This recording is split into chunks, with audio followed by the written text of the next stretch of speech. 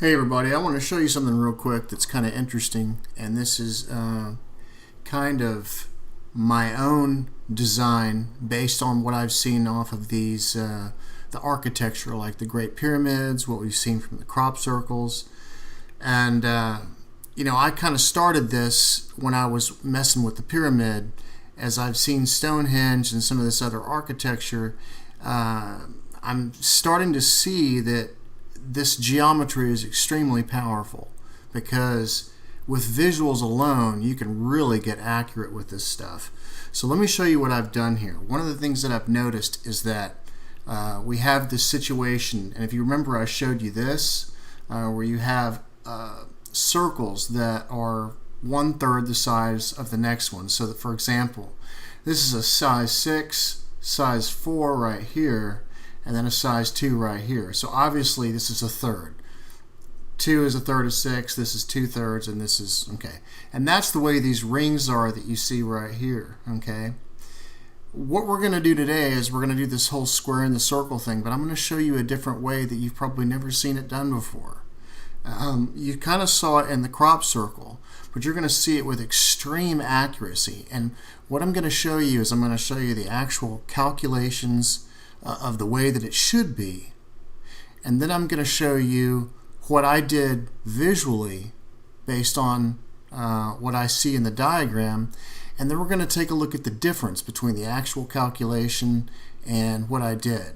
And I'm going to show you where the square is equal to the the area is equal to the area of the circle. We're going to look at the golden ratio, or that we're going to get that from a squared circle.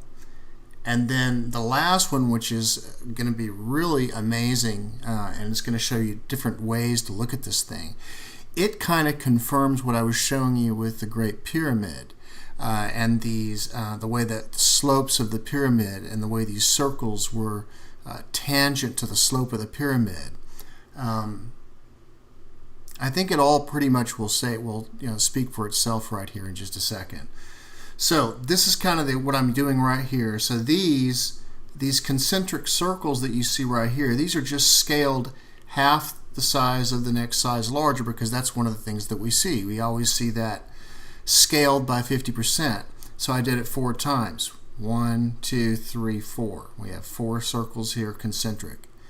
Then I did hexagonal circles out of that, because these in a way could be cubes, okay? And so we have 1, 2, 3, 4 towards the middle.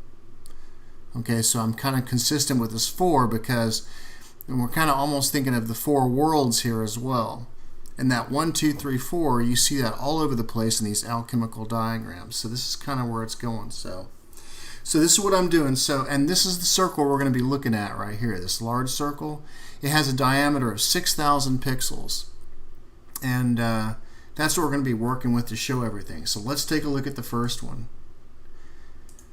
This is where the square has the same area as the circle.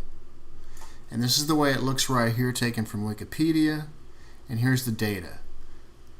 The correct ratio is 0.886 to 1, right? And so the diameter of the circle that we have here is 6,000. So that means the correct diameter of the square should be 5316. However, the diagram that you see up here, the diameter of my square is 5325 based on what I saw, which is a difference of 9 and a percentage difference of 0.0016, which is almost 2 1,000ths, right? So let's take a look at what this looks like. And this is what happens when you use these concentric circles. If you notice, this square is tangent. It's tangent to these circles right here, and it does that all the way down.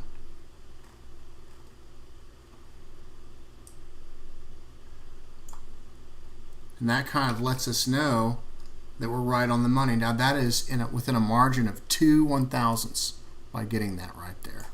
And by using these concentric circles in combination with these rings, that's how we get that. Now let's take a look at the next one. This next one is regarding phi, And the ratio, the correct ratio, as you know, is 1.618.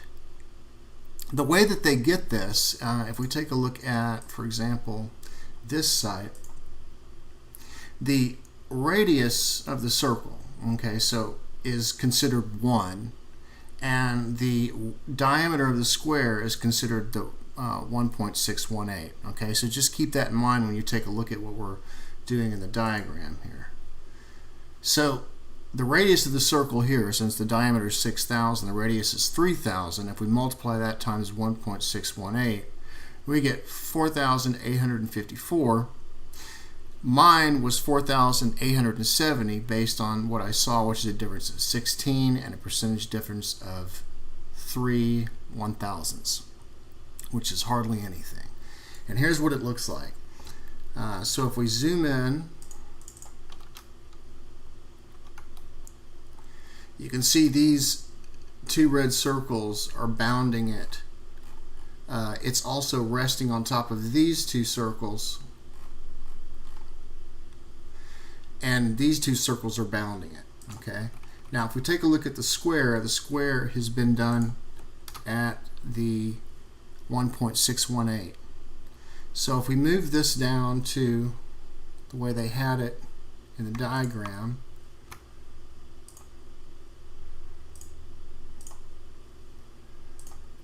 then you can see 1, right, is the radius of this whole circle, and it cuts right through the center, right? And then if we take a look at our the diameter of our square, we can see that those large ones there bound it, and that gives our 1.618. And this is within, like I said, this is within 3 1,000ths. Hardly any error at all.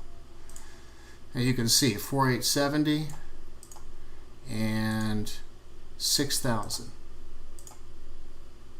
Okay, let's take a look at the next one. Now this next one's a pretty big deal, I think.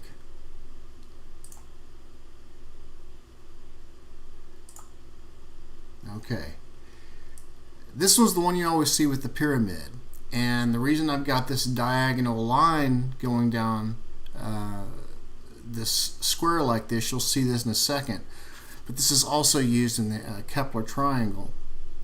And so here's what it looks like. So these right here are bounding the square on both sides. So if we zoom in a little bit, and let me just give you the data real quick. So the correct ratio of the diameter of the square to the circle is 0.7855. And the radius of the circle here is 6,000. The correct diameter of the square would be 4713. And the diameter of the square you see in my diagram is 4,710. And as you can see, the margin of error is extremely low. It's like 0.0006, so that's what, 6/10,000ths of the units here. And so here's where this stuff really shines as far as being able to see what's going on here. So you can see that these circles here, how this line is tangent to it. And I've got it to where it's basically almost right on top of the lines here.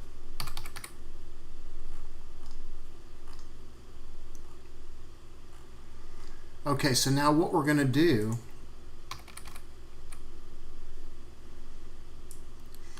is we're going to move this square to where this side of the square is on the other side, just on the other side of these red ones, and then you're going to kind of see how it all comes out here just to prove that it's correct.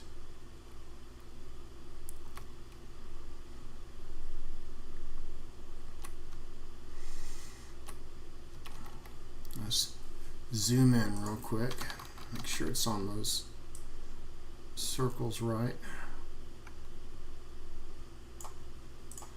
Okay, just a little bit too far. Okay, about right there.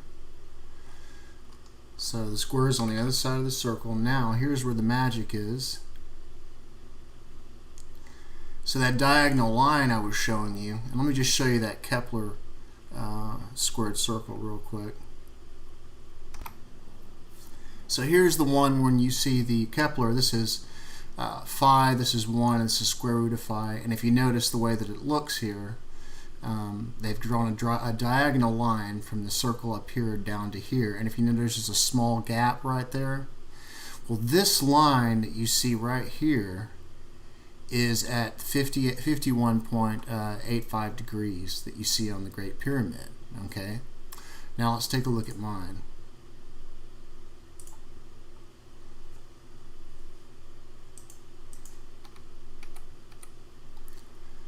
Mine, because of the slight difference, this angle that you see right here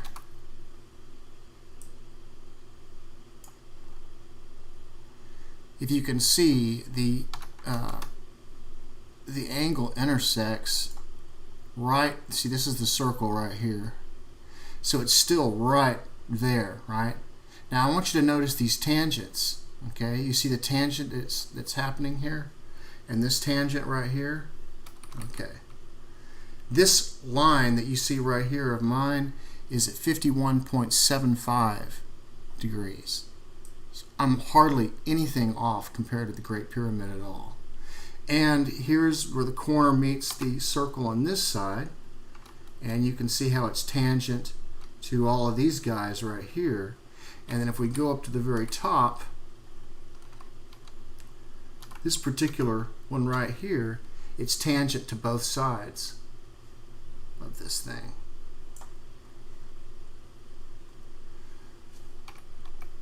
And see, you can see it's running tangent to all these various circles. There's something to this because this geometry is just amazingly accurate. And just to show you kind of what the Great Pyramid looks like when you put it on here, as you guys have probably seen that before, right? Let's take a look at it on this diagram. And there it is.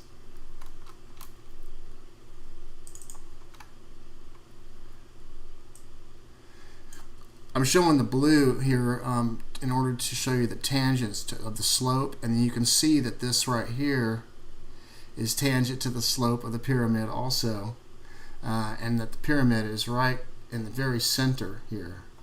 And then the point of the pyramid